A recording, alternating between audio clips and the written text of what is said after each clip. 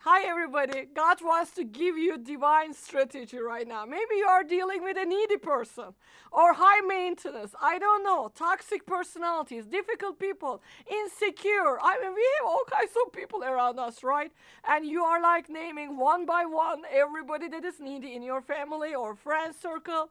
And I just want to tell you this, you need a divine strategy even with dealing with people department, and this can be the hardest one in our lives.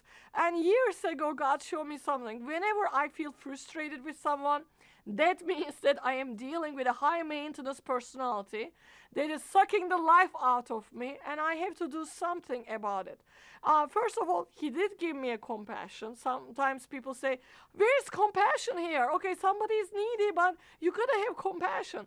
But you gotta understand, possibly one person, me, how many people I can, have compassion and bring into my life and spend time every single day or every single week with a family and demanding ministry and everything else.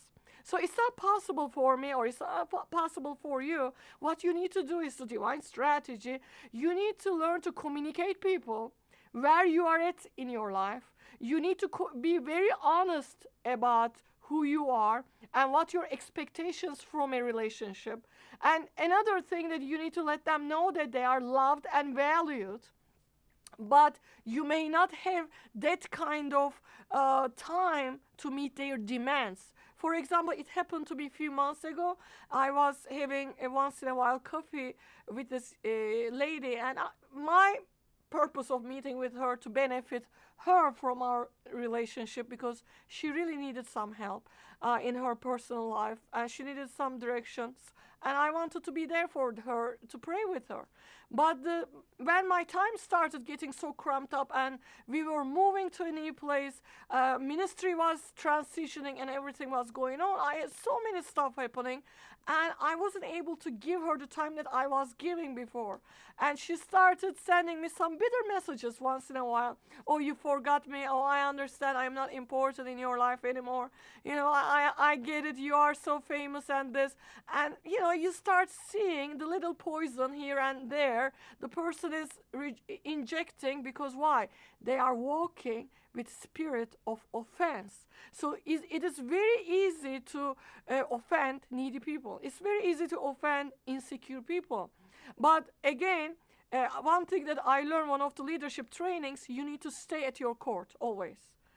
Whether they understand you or they don't understand you, you need to remain at your court. So you deliver the message, you deliver the boundaries. This is where my current situation is, and the person is coming with but, yes, but, and you still remain at the same place. But if they keep coming at you, there's nothing you can do. You're not even going to answer to that, because that is a part of boundary as well. And another good thing that I learned over the years, nobody can quote your silence. So be careful with what you say, because sometimes needy personalities or toxic personalities, high maintenance personalities, they have a way of twisting things and interpreting messages from the messages that are not true. And you need to be very precise, giving very little meat, not too much, not too little, but also very, very honest communication to the individuals. I believe this is a divine strategy for you.